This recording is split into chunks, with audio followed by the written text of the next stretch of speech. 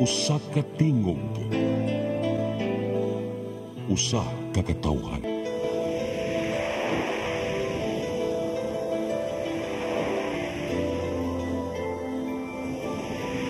Cebu Catholic Television Network.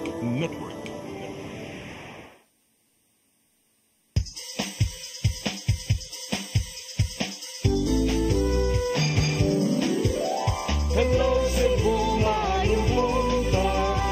Nagsunta ang kahayag nga nagsugid sa matuod, nadagan sa paghita po. Hello Cebu, maayong buntag Pinoy.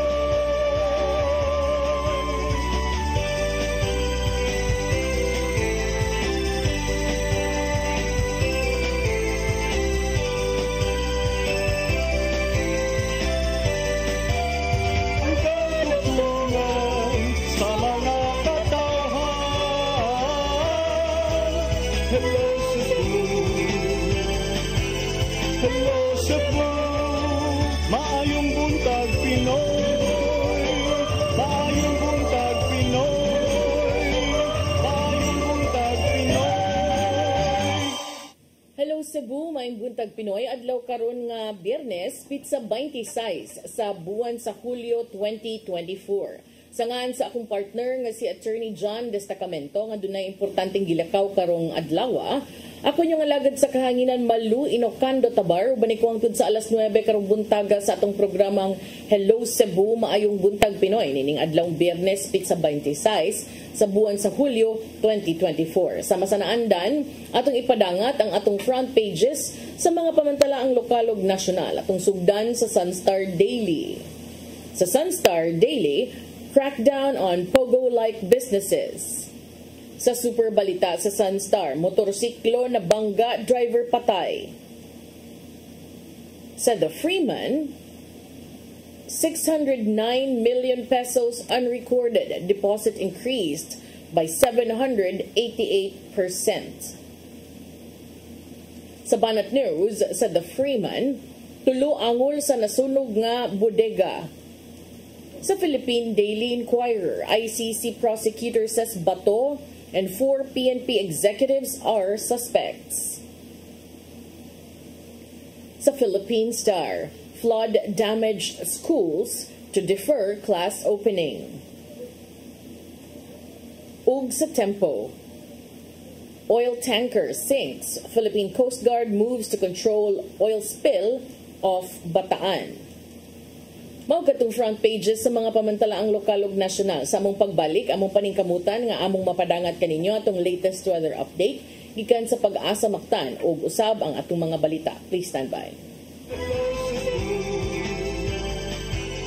Hello Cebu, maayong buntag Pinoy, maayong buntag Pinoy, maayong buntag Pinoy.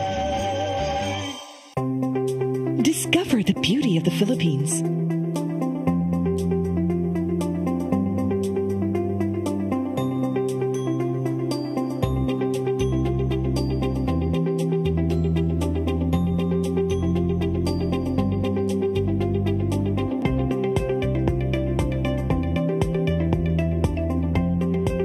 With Philippine Airlines, the country's flag carrier.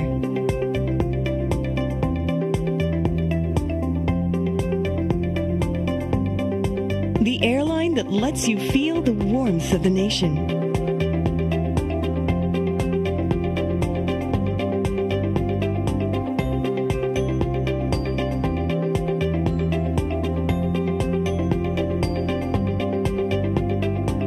Mabuhay!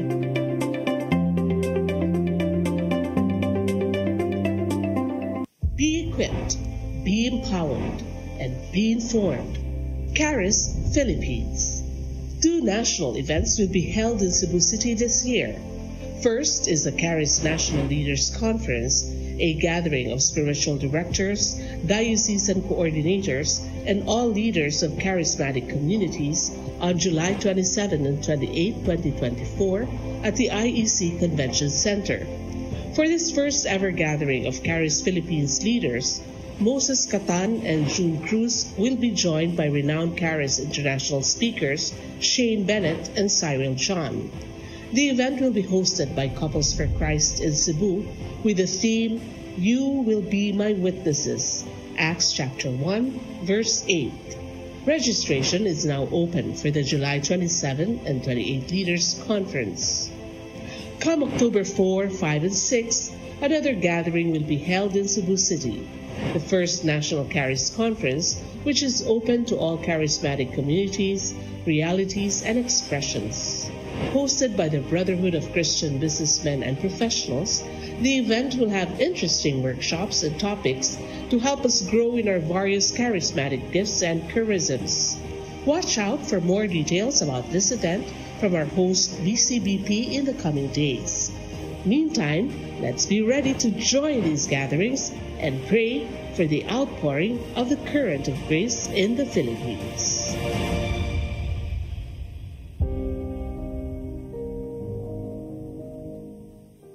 Hello Cebu, hello Cebu, maayong buntag Pinoy, maayong buntag Pinoy, maayong buntag Pinoy. Balik sa Hello Cebu, may buntag Pinoy, karon sa atong mga balita. Nagunas itong mga balita karong buntaga, Business Permit and Licensing Office gitahasan ni Cebu City Acting Mayor Raymond Alvin Garcia pagsusi sa mga establisimento. Kiniaron masuta kung aduna ba'y nag-operate nga Pogo Hubs sa Dakbayan. Ang kasayuran ihatod ni Mary Rosa Garino. Pati pasusi ni Acting Mayor Raymond Alvin Garcia pinaagi sa Business Permit and Licensing Office ngadto sa mga establisimento sa Dakbayan sa Sugbo. Susiho nila kung aduna ba'y mga negosyong nagtago-tago og nag-operate isip Philippine Offshore Gaming Operators kon Pogo Hub sa Dakbayan. Mahinumdumang ni mando si Presidente Bongbong Marcos Jr. nga ihunong ang tanang Pogo sa nasod tungod sa mga nakitang ilegalidad. Maong gipatawag ni Garcia ang BPLO aron susihon kung aduna ba'y mga Pogo Hubs nga nag-operate sa syudad. Nasuta nga walay bisan usa nga Pogo Hubs ang nagdagan sa syudad gikan sa kapin 40,000 ka mga establisimento. There is no legal Pogo operations here in the city of Cebu. And that is based on our data sa Business Licensing Office. So I hope that is clear.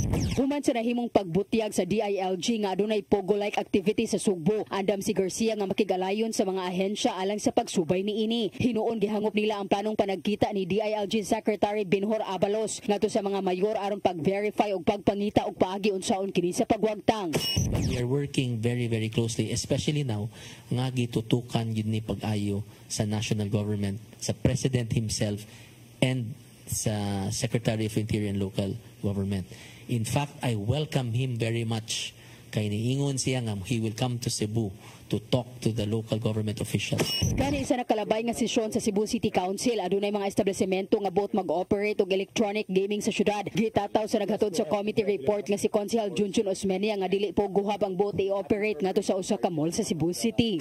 Make sure that this is electronic, this is not Pogo. See, Happy Corporation are just one of the who applied for the license in PAGCOR. So this will be regulated and then also entered into the income generated with all PAGCOR games. Bodo sab nga makigalayon ang city government sa mga operatiba aron pagsumpo sa mga illegal Pogo Hubs kung adunay motumaw sa Dakbayan. Mary Rose Sagarino, CCTN News. Sa laing bahin, sunog nga ni Ulbo sa usa ka bodega sa Barangay Tejero, Dakbayan sa Sugbo, milanat ngadto sa 10 ka oras una kini napaong. Usa sa mga posibleng hinungdan nga gisusi sa kabumberohan mao ang linya sa kuryente. Ang kasayuran ihatod ni Gia Navarro. Naabdanog na po ka oras ang nimong panagkumbati sa mga kabumberohan sa sunog nga ni Ulbo sa ka hardware sa Barangay Tejero, Dakbayan sa Sugbo. Nakaresponde dayon ng mga kabumberohan pasado alas 7 sa gabi human nakadawat og alarma. Sa dihang giisa na sa second alarm pagkahuman sa 30 minutos, miabot usab ang ubang mga kabumberohan aron magtinabangay sa pagpaong sa kayo. Sumapa ni Senior Fire Officer 2 Wendell Villanueva nga gikatahong nagsugod ng sunog sa usa ka stockroom sa maong hardware. Laing hagit ang yatubang sa mga bumbero kay gawas nga adunay mga flammable materials ug mga tubo sa sulod nga nakapadako usab sa kayo. our fireground commander, no, si Fire Superintendent Rinaldo Inoc, ato City Fire Marshal, nga mugamit ta og kuan gitawag na tog AFFF, no, kun aqueous film forming foam. Mura siya og kuan nga isagol ito sa tubig, mo na siya kuan mo na gamiton to pag suppress sa ingana klase nga mga sunog. Usa sa mga kinantaw nga posibleng hinungdan sa sunog mao ang pagkapalyar sa linya sa kuryente. Mao gipalaom na sa mga kabomberohan ang investigasyon bahin sa mong sunog. Nguy-kuy pa og mga posibleng ebidensya sa mga sunog. Daghan tag mga na interview nga mga personnel sa maong kaning hardware. Daghan ni kuan ni nako sa may stock room, daghan nag-stock room kay kuan man nako noy posible kuno kuryente. Bukapat yato sa kapin 19 milyones pesos ang natalang danyo sa mong sunog. Samtang gitambalan na ang tulo ka mga naangol diin pipila kanila ang samaran. Giatagan usabog dakong gibugaton ang pagbaton og firewall sa malang sa mong bodega mao wala ni kaylap ang kayo ngadto sa silingang dapit. Gian Navarro, CCTN News. Sa dugang balita, Lapu-Lapu City Disaster Risk Reduction and Management Office may pahigayon sa Public Schools Rescue Olympics. 300 ka mga tinunan ang nisalmot sa nagkadaiyang mga kalihukan nga subay gihapon sa National Disaster Resilience Month. Ang kasayuran ihatod ni Crystal Joy Felerca. Gipahigayon karong adlaw sa Lapu-Lapu City Disaster Risk Reduction and Management Office ang Public Schools Rescue Olympics. Lakip gihapon kini sa ilang giandam nga aktibidad subay sa National Resilience Month ning tuiga. Kung diin kapin 300 ka mga tinunan sa elementary ug high school gikan sa nagkadaiyang public school sa Dakbayan ang nisalmot niini. Nagkadaiyang mga aktibidad usab ang giandam sa CDRRMO alang sa mga Olympics kabahin sa Disaster Risk Reduction Education nga mohaom sa edad sa mga tinunan. Ang mga tinunan sa elementarya ni salmot og nalingaw sa pagduwa sa Snake and Ladder og Millionaires Game apan nakabase gihapon kini sa lesson plan sa eskwelahan ug ang uban ni apil sa cooking ug slogan making. Samtang ang mga tinunan sa junior ug senior high school ni partisipar sa quiz bee ug poster making. Matod ni Maria Elena Berami, ang Project Development Officer 2 sa DRRM DepEd Lapu-Lapu Division, mahinungdanon ang mga aktibidad sa mga tinunan aron makaton sila sa ilang buhaton sa oras sa katalagman. This is very helpful sa ilahano kay we're teaching them basic life skills, how to survive, how to prepare, how to respond, and then at the same time inculcating the values of their safety. Because ang ilang safety ginabalik-balik na nato na ang ilang safety is their priority. Kini mao ikatulong tuig nga gipahigayon ang Rescue Olympics sa CDRRMO kauban ang DepEd Lapu-Lapu Division. Apan niadto pang tuig 2018 gisugdan na nila ang ilang kolaborasyon ug nakita nila nga nahimong epektibo ang ilang aktibidad sa pag-igo sa bagyong Odette ni adtong tuig 2021.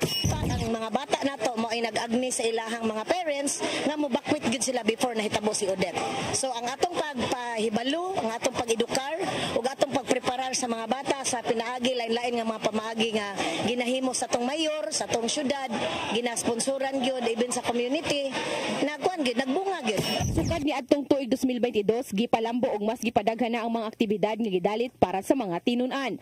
Sa among nahinabi nga mga tinunan sa grade 6 gikan sa Babag 2 nga niduwa sa Millionaires Game, matud nila nga gawas nga nalingaw sila aduna usab sila'y nakatunan. Unsa ang mga mabuhat na mo mga needs na mo if na disaster nga moabot?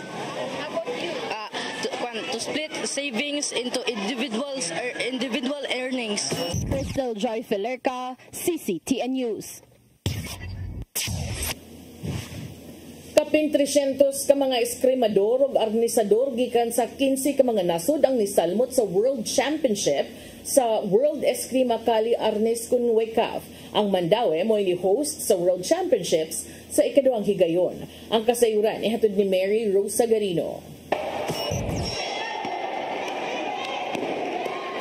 Kasamtangan gipahigayon ang World Championship sa World Eskrima Kali Arnis kun WECAF sa Mandaue City Cultural and Sports Complex. Ang kompetisyon gisalmutan sa 332 nga eskrimador ug arnisador gikan sa 15 ka nasod naglakip sa Pilipinas, China, USA, Australia, India, Germany ug uban pa. Ang paragsangka adunay nagkadayang kategorya depende sa edad ug klase sa weapon nga gamit. Naglakip sa long stick category, knife, padded stick ug team competition. Kaganinang buntag ni bisita usab si Senador Juan Miguel Zubiri pagtan pagtanaw ug pagsuporta sa duwa. Ang World Championship mulungtad hangtod Domingo sa Sports Complex. Mao na kini ang ikaduhang higayon sa pag-host sa Mandawi human niadtong tuig 2022. Ang WCAF World Championship gipahigayon matag duha ka tuig.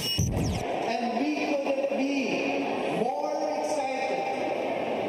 Hosting this event allows us to share our traditions and the warm hospitality of Mandawi with all of you. Mary Rose Sagarino, CCTN News. Sa atong katapusang balita, patay ang usa ka nagmotorsiklong lalaki human mibangga sa Center Island sa Dalan F. Llamas sa Barangay Tisa. Nasayran nga gikan kini nag-inom uban sa mga higala dito sa Barangay Guadalupe.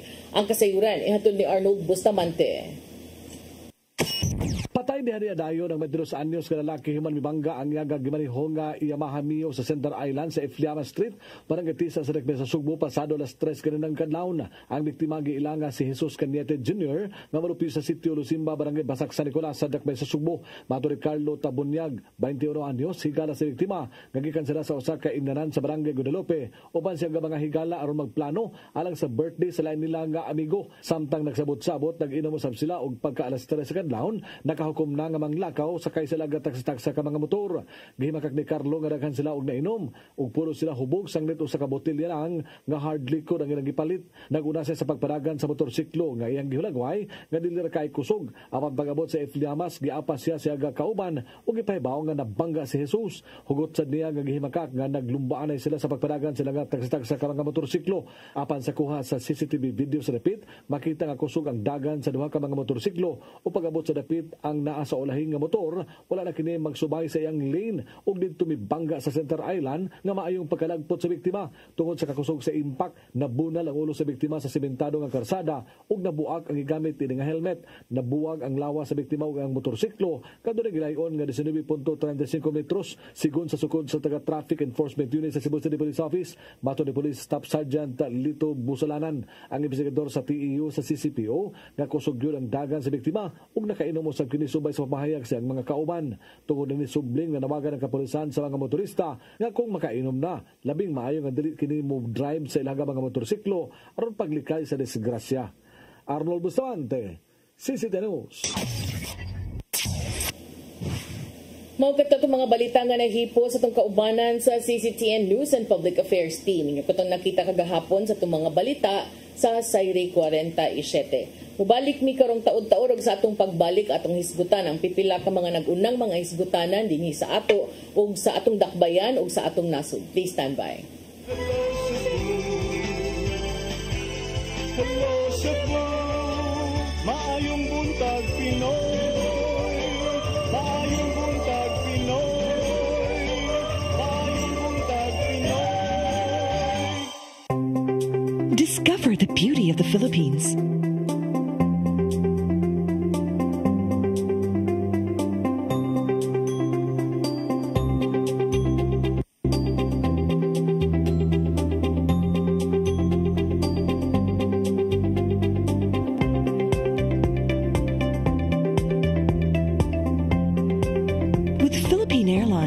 Country's flag carrier.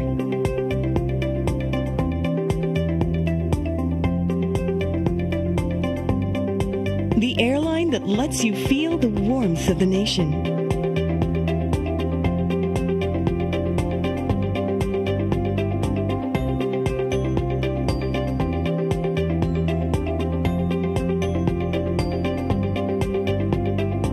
Mabuhay.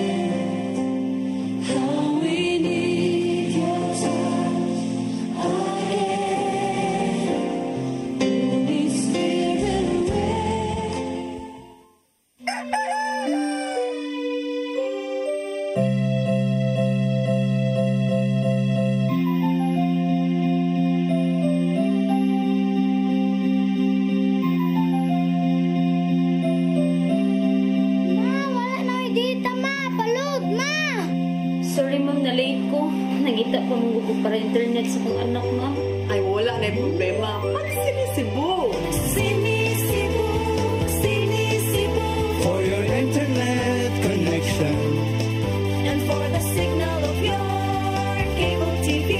So fast and straight the transmission to your phone. Sinisibu! Sinisibu, Sinisibu. Offers you to have fiber optics. For your viewing experience, perfect and clear so far. So great and affordable for you to enjoy. Sinisibu. Sinisibu Television Network Incorporated offers fiber to the home broadband internet bundled with fiber to the home cable TV connection.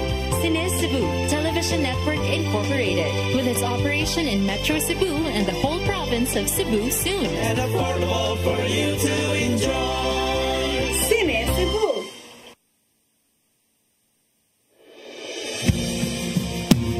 Calling all leaders of Catholic Charismatic Renewal Communities, diocesan coordinators, and spiritual directors. Be equipped, be formed, be informed of the worldwide movement of the Holy Spirit through the first National Charismatic Leaders Conference to be held on July 27 and 28, 2024 at the International Eucharistic Congress Convention Center in Cebu City. The theme of this special gathering is taken from the Acts of the Apostles, chapter 1, verse 8. You will be my witnesses. Together, we have a mission to bring people closer to God in our synodal journey. Let us be united. The Charis Philippines First National Charismatic Leaders Conference. Be inspired by speakers from Charis International, Shane Bennett and Cyril John, together with charismatic theologian Moses Catan and Filipino lay leader June Cruz. Grow in faith, fellowship, and leadership, and be part of something extraordinary. Charis Philippines First National Charismatic Leaders Conference. Register now and witness the power of the Holy Spirit. Everything I need is found in you. Found in you, Jesus. Deadline for registration is June 30, 2024.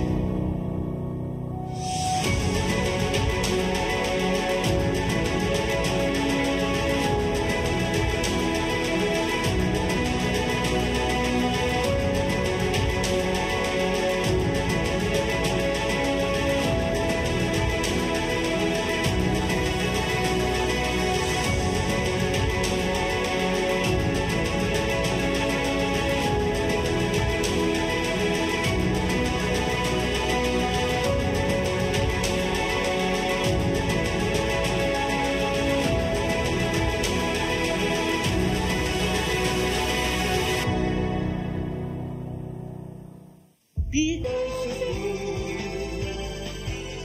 Hello Cebu, maayong buntag Pinoy, maayong buntag Pinoy, maayong buntag Pinoy. Balik sa Hello Cebu, maayong buntag Pinoy. Atong hisgutan karong buntaga, atong unahon kining among nahisgutan kagahapon ni Attorney John katong pamahayag ni DILG Secretary Benher Abalos kabahin aning pagsusi unya puhon sa mga Pogo-like businesses matud pa dinhi sa Sugbo. Kini human usab may paggawas og mga pamahayag ang pipila ka mayor nga naglakip nila ni Mayor Junard Ahongchan ug ni Mayor Jonas Cortez nga way mga Pogo operations dinhi. Samtang dinhi sa Dakbayan sa Sugbo, ang Cebu City Government mususi karon sa ikaduhang higayon kay usually January man ang mga inspections, diba? So karon tungod ni ining maong mga developments, susihon sa Cebu City Government ang mga nagkalain-lain ng mga business establishments nga nag-operate dinhi sa Dakbayan sa Sugbo, lakip na ang mga business process outsourcing kun BPO firms. Naanda na to na diha, may bawa na to kanang call center, kanang murag call center or mga susama og mga setup. Kinihuman usab sa nigawas nga mga reports nga dunay mga Pogo-like activities dinhi sa Sugbo. Si Cebu City Acting Mayor Raymond Alvin Garcia sa usa ka press conference kagahapon niingon nga iyahang manduan ang Business Permit and Licensing Office kun BPLO sa pag-review sa tanang records ug mga dokumento sa mga rehistradong mga negosyo dinhi sa Dakbayan sa Sugbo. Isab nga gitahasan ang BPLO sa pagpahigayon og on-site inspections sa mga BPOs ug uban pang mga establishmento nga gidudahang posible dunay mga kalambigitan sa mga Pogo-like activities under the guise of legitimate businesses. Kaya pwede man ay mga maingon lang ka nga kung ani legit ni but naday participation sa Pogo. So usa ni sa mga bantayanan kay kini bayang mga ingon ani nga mga setup like kaning BPOs, call centers, doon na bay uban nga magpaabang lang og lugar. Which I think is the case for some of these Pogo firms, no? Magpaabang lang sa space, magpaabang lang sa seat, unya lain ang mo-operate. So, sakto sad nga tan-awonon kay basig mamuumo sa tan. Ingon na rabatudaan si Secretary Abalos nga dunay mga ingon ana nga mga panghitabo. So, mas maayo nga susihon para sure yun. So, mao na ron ang development sa Cebu City Government. Niingon si Acting Mayor Raymond Alvin Garcia nga I will not discount those possibilities. Kanumduman si Interior Secretary Benjamin Benher Abalos Jr. niingon nga iyahag yung bisitahon ang Sugbo kay aron ma-verify niya ang mga reports of Pogo-like activities dinhi sa Sugbo base sa impormasyon kasayuran ngayong nadawat gikan sa Philippine Amusement and Gaming Corporation kon PAGCOR. Matod ni Abalos nga makigtagbo siya sa matag local chief executive sa Sugbo sunod semana aron hingusgan pa kining crackdown on activities similar to those of illegal pogos nga na-monitor dinhi sa Kabisayan. Ang acting mayor ni klaro nga walay mga rehistrado nga mga pogo businesses in the city of Cebu out of its more than 40,000 registered businesses. Ang Cebu City Government padayon ang coordination matud pa ngadto sa Philippine National Police, sa National Bureau of Investigation aron mutabang sa hingpit nga pagwagtang nining mga pogo o pogo-like activities. Matud ni Garcia, iyasab nga gi-welcome sa report kaganina ni Mary Rosa Garino niingon si Garcia nga iyang gi-welcome ang umaabot nga pakigtagbo unya ni Secretary Abalos aron makatabang sab sa pagwagtang niining mga illegal nga mga kalihukan. Sa iyang pamahayag ningon si Garcia, full support, full cooperation ang mapaabot ni Abalos sa Cebu City Government kung ang tuyo mao ang pagbukod sa mga illegal pogo activities sa Dakbayan. Si Lapu-Lapu City Mayor Junard Ahongchan ug si Mandaue City Mayor Jonas Cortez sa sayong bahin ning semana niingon nga walay active pogo hub nga na-report o na-monitor sa ilahang tagsa-tagsa ka mga locality sa Central Visayas. Si Lieutenant Colonel Gerald Pelares sa sayong bahiling si Manaha, isip tig pamaba sa Police Regional Office 7 Regional Director nga si Brigadier General Anthony Abirin, niingon usab nga 5 ka mga pogos nga nabantayan sa Sugbo sa milabay mga tuig inactive. Kining maong crackdown in compliance with the order of President Ferdinand Marcos Jr. ato siyang ikatulong nga State of the Nation address konsona ni adtong Lunes, Hulyo 22 nga nag-anunsyo sa pagban sa Pogo operation sa nasod tungod sa pagkuyanap ni ining mga krimen nga nalambigit usab ni ining pag-operate sa mga Pogo dinhi sa nasod. Ang maong mga krimen o mga illegal nga mga kalihukan nga related sa Pogo naglakip sa kining mga pagpangilad, financial fraud, money laundering, human trafficking, prostitution, torture, and even murder. Sa report sa Sunstar Daily, dunay gipagawas usab nga joint statement ang Information Technology and Business Process Association of the Philippines President nga si Jack Madrid and Contact Center Association of the Philippines President Mickey Ocampo atul sa gipahigayon nga Contact Islands 2024 sa Cebu City ug ilang gi-welcome ang lakang ni Acting Mayor Garcia aron pagsiguro nga wag yung mga illegal nga mga pogo activity for businesses nga narehistro ubos sa mga BPO dinhi sa dakbayan sa Sugbo. Niingon sila silang pamahayag nga sigurado sila kining maong mga inspeksyon ipahigayon with minimal disruptions sa ilahang tagsa-tagsa ka mga operasyon. So, ato nang susihon, no? And ug naa man gay mga ingon anang mga paghitabo murag mas maayog yung undangon na ug naa man gani kay dili sad maayo di sad taganaan nga moabot ang panahon kang nahitabo dito sa kauluhan mausad unya mahitabo na unya hinuon dinhi sa atua. So kana to nang tangan unya manghinaot sad tang ang atong mga BPLO nga maoy gitahasan ni Acting Mayor Raymond Alvin Garcia mubuhat og tinarong, mubuhat og insakto dili kay kanang for compliance lang. Mayong tag on-site susihon gyud. Kay para klaro gyud kaayo nga kanang tinuod ba or dili. Okay? So mao nay kuan, mo nay atong hangyo, mo nay atong awhag. Labi pa aning mga ang hitabo dito sa kauluhan, di taganaan oy nga maabot na diri sa ato hinaut untag dili. Aritas dugang mga hisgutanan kabahin sab ni aning Karina si President Ferdinand Marcos Jr. kagahapon misusi sa command center sa Valenzuela City ug nipadangat og mga hinabang ngadto sa mga residente nga naapektuhan sa grabing pagbaha mugna sa southwest monsoon o habagat ug sa bagyong Karina.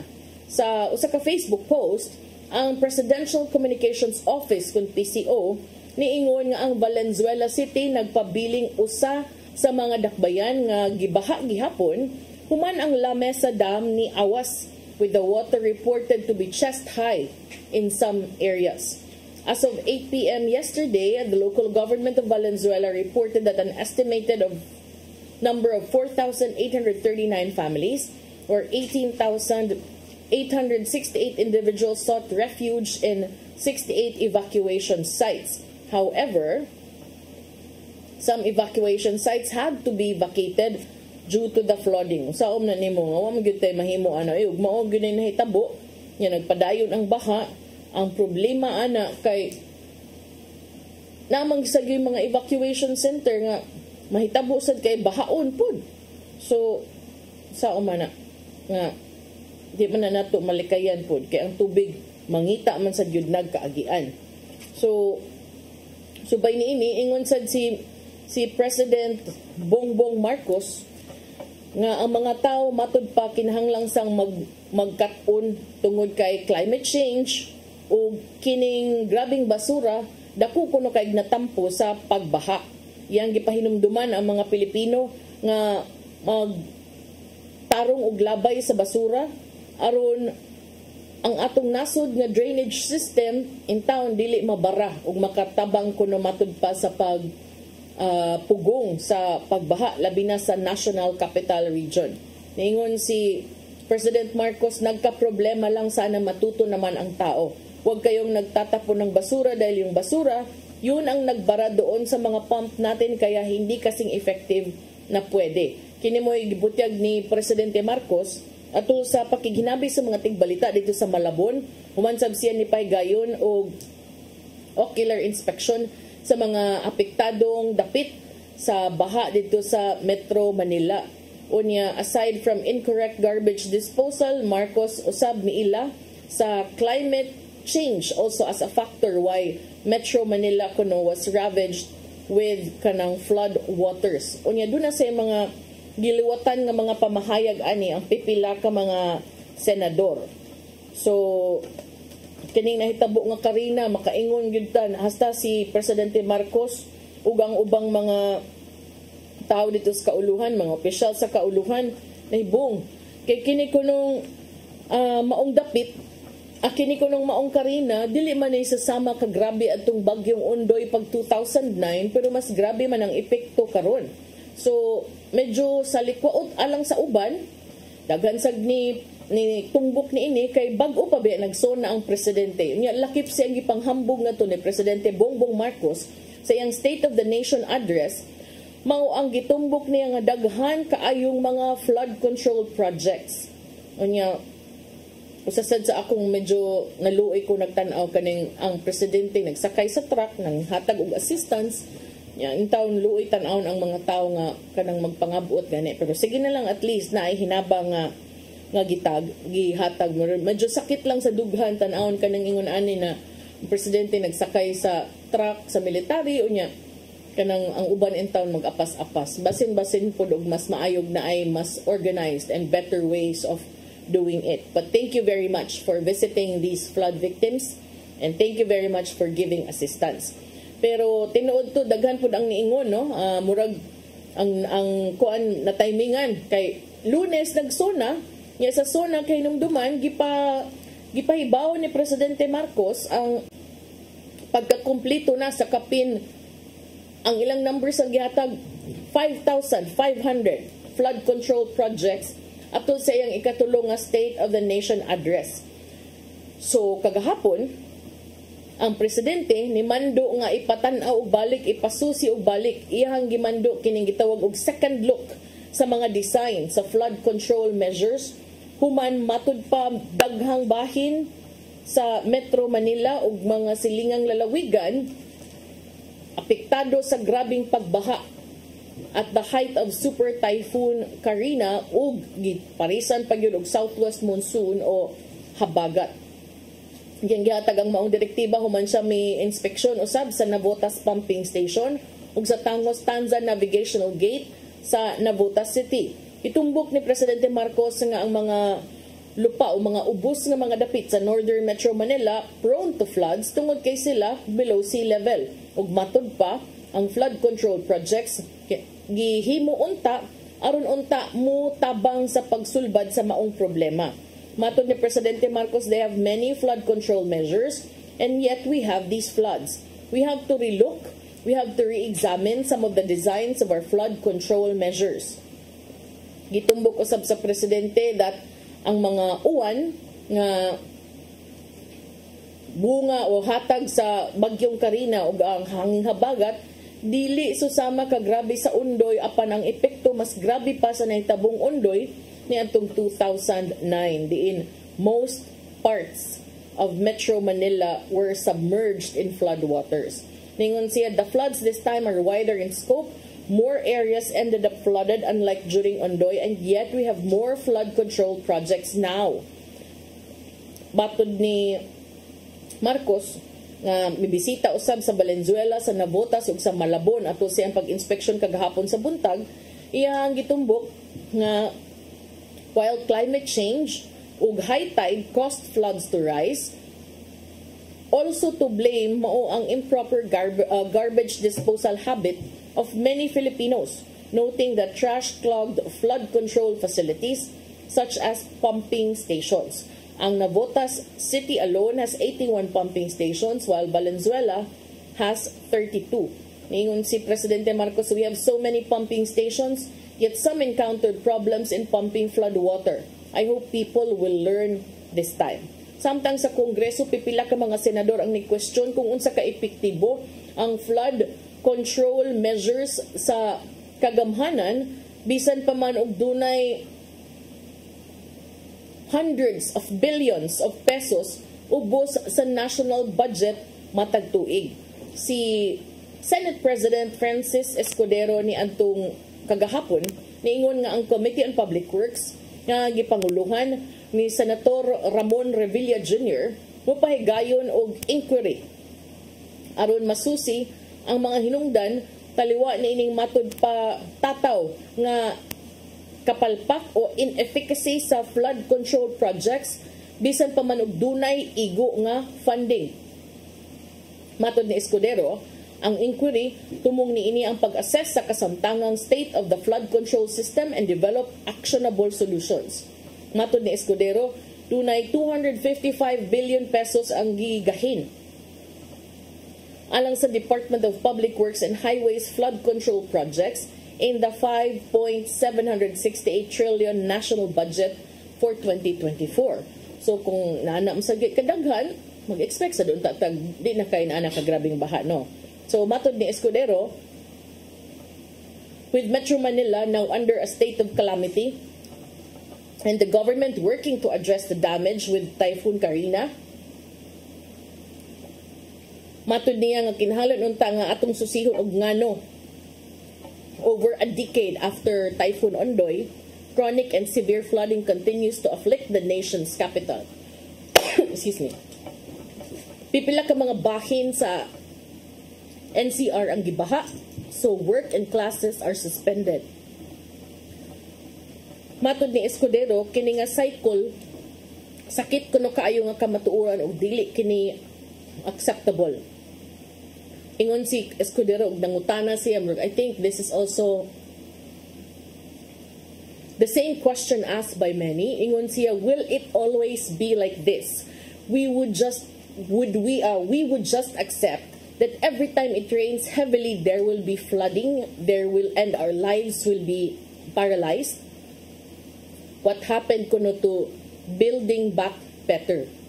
Samtang si Senator Nancy Binay sa lahi sab niyang pamahayag ni saway usab sa pagpatuman sa government's flood control measures despite the significant funds allocated to the DPWH and the Metro Manila Development Authority. Sa iyang pamahayag niingon si Senator Binay, it's evident that these measures have failed to produce the necessary improvements to safeguard our communities. It is deeply concerning that in this age of advanced technology and substantial resources, our flood management systems remain painfully inadequate. Gitumbok ni Binay nga dunay growing demand to re-evaluate current policies and programs of government agencies concerned. The people deserve accountability. Si Senator Amy Marcos niingon sad nga siya was upset by the massive flooding on Wednesday. Niingon sab si Marcos nga ang Kongreso wa nagkuwang sa paggahin og pondo alang sa flood control projects. Matud ni Senator Marcos, at 450 billion pesos, there's almost 1.4 billion a day budget for flood control projects if you add up all the agencies from the DPWH down. Where did the money go? Si Senator J.V. Ejercito siyang bahin ni padayag sad sa susamang sentimento o nanawagan kinig komprehensibo nga plano alang sa mga infrastructure development nga maglakip sa high-impact flood mitigation and control projects. Si Senator Sherwin Gatchalian itumbok usab that flood control projects should be redesigned to consider rapid urbanization and the high population density of Metro Manila. Ang House of Representatives mususi usab sa kapakya sa flood control system sa Capital Region. Si Manila Representative Rolando Valeriano nga chairman sa House Committee on Metro Manila Development ni adtong Huwebes niingon nga ni schedule usab siya hearing karong July 31 aron tukion kung ngano nga pakyas ang flood control infrastructure o aron usab ma-explore ang mga laka nga gikinahanglan aron mapugnan ang paghitabo og balik ni ini maong insidente. Itumbok ni sa magbabalaod nga siya initially would require the agencies, particularly DPWH and MMDA, sa pagpasabot kung nganong ang flood control systems wa man nakasugakod sa pag-uwan nga gida sa bagyong Karina ug sa habagat. Iyang gitumbok that rainfall brought by Karina might be record-breaking but we should already be prepared for this. Iyang gidugang nga ang mga ahensya hinahanglan untang gamiton ang super typhoons isip benchmark sa pagpahigayon o paghulma og usa ka disaster risk reduction and management measure nga mo'y gamitong basihan alang niining maong mga proyekto. Niadtong samang adlaw kagahapon ang Pasay mga opisyales sa Pasay City niingon nga ang primary cause of flooding in its part of Metro Manila mao ang mga clogged drainage systems and not land reclamation. Kini sukwahi sa pagtuo sa pipila ka mga magbabalood ug matud pa mga environmental groups. Sa usa ka pamahayag ang kagamhanan sa mga dakbayan niingon nga base sa ilahang thorough investigation and assessment, pipila ka mga areas na lubog gyud sa tubig tungod sa truckloads of garbage as well as fallen branches and leaves nga nakabara sa mga agianan sa tubig. It is important to clarify that the flooding was not a result of the ongoing Pasay Coastal Development Project. The local government also explained that the flood waters in Pasay were directed toward outfalls in the Manila Bay area. Na dirita makaingon og kaning Manila Bay area mao sad ning apil sa angay susihon kay numduman kanay bay amoy gireclaim unya atong nasayran nga ang daghan sa mga tubig adto man padung unta ang tubig gikan sa nagkalain-laing part sa Luzon. So kay numduman sa previous administration do naman to pahigayon nga mga reclamation. Matud pa sa DENR ang 22 ka mga gisuspenso nila nga mga Manila Bay reclamation projects giaprubahan atul sa administrasyon ni kanhi Presidente Rodrigo Duterte. Ni antong year 2022 usab 418 o 418 ka hektarya ang giapil pag reclaim, gidevelop. So kana usasad na sa tan-awuno no kay bisag unsa pang inyong mga flood control project sa pipila ka bahin, what if ang ngadtog yung end game, ang katog yung final nga lahusanan sa tubig, what if mo'y nabara or mo'y apektado tungod sa nagkalain-laing mga proyekto. So I think kinahanglan na siya komprehensibo. By comprehensive, moingon ta di lang ilimit sa usa ka syudad, di lang ilimit sa MMDA, but apilon gyud ang tibuok area, not just those flooded, kundi apil pud ang mga nag-alirong niini aron masusigid kung unsay hinungdan og mahatagan og tukma nga lakang og solusyon kung moabot ang magagay ng panahona ang nahitabo nga pagbaha. Unya remember bisag aning higayuna paghitabo dito sa kauluhan, okay kay ta diri sa Cebu. Remember nakasuway na taan ni previously, and we hope and pray nga duna sad ni igong impact nato in the sense nga makahinumdum ta, ma-reminded ta, magmatngon ta labi na ang mga opisyal sa gobyerno nga in charge sa infrastruktura nga kini mo'y angay natong panguhaan og leksyon. Aron inig-abot sa panahon di ta magmahay nga kita na say nang lutaw dinhi sa atoa sa Kabisayan kay wa ta ni buhat sa mga angayang buhaton.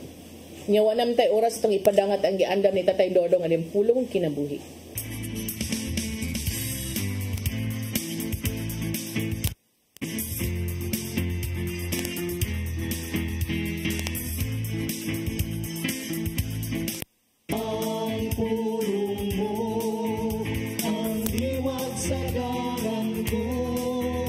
Sayop ang paghimo og dautan alang sa mayong katuyuan.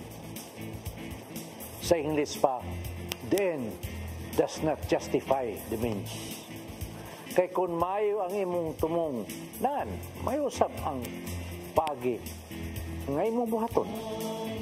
Ang dautan dili iya sa Ginoo. Hinoon iya kinisayawa. Kay ang Ginoo nagtawag kanato sa pagkabalaan. Sa Kolosas 3:17 nagingon, busa bisag unsa nga inyong buhaton o isulti, himua sa ngalan sa Ginoong Hesus. Nan, makaingon ka ba nga ang daotang buhat gikan sa Ginoo? Dili. Waylo na sa pagkadautan ang kasing-kasing kunana. Sa Roma 12:1 ngadto sa 2 nangingon, busa mga igsoon, tungod sa dakong kaluoy nga gipakita sa Dios kanato, hangyon ko kamo sa pagtugyan sa inyong kaugalingon ngadto sa Dios. Ing halad, balaan ug makapahimot. Ayaw kamo pagpahiuyon nining kalibutana, kundili pabag-o sa Dios ang inyong panghuna-una. Aron masayran ninyo ang kabubuton sa Dios, unsay maayo hingpit ug makapahimot kaniya. Mao kini ang pulong nga naghatag og giya sa atong kinabuhi. Magkampo kita. Nang itong amahan, sa makadaghang gusto namong isalikway ang mga dautan nga aniya sa mong kinabuhi. Apan sa makadaghan usab kami nagbuhat nini. Busa karon kami nang ngayo og pasaylo nining tanan nga mong nabuhat. Ug dawata kami pagbalik diha sa imong mga bukton ug sa imong kiliran. Amen. Naman samahan sa anak sa Diyos na susat. Ang pulong mo, ang iwat sa dalan ko. Pulong og kinabuhi ni Tatay Dodong Limsua mo ay nagtapos sa atong tulumanon. Daghang salamat sa Philippine Airlines. Thank you very much, Archbishop Jose Palma.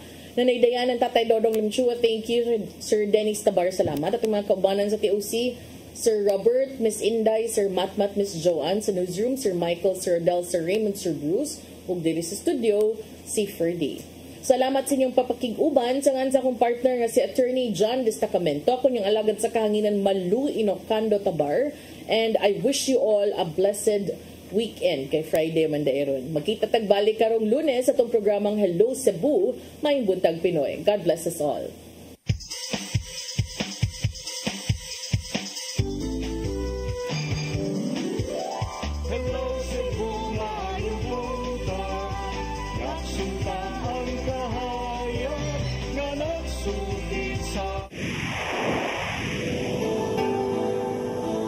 Usa ka pagtuo